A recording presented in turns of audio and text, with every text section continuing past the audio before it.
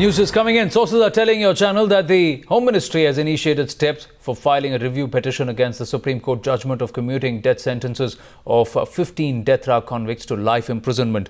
Nikunj Garg joining us with the details. Yes, Nikunj. Well, yes, Anand, the Ministry of Home Affairs has now written to the Ministry of Law and Justice.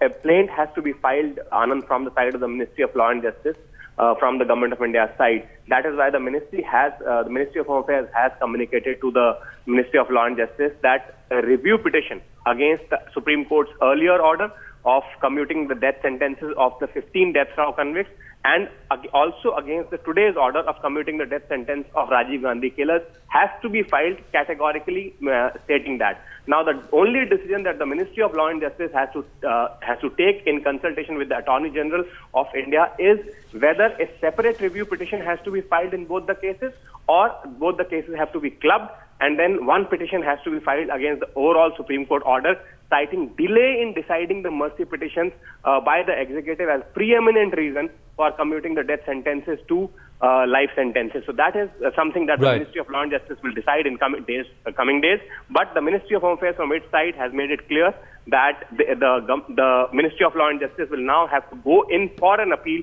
against the Supreme Court's today's order and of January 25th order, in which it said that the delay is a preeminent reason, Anand.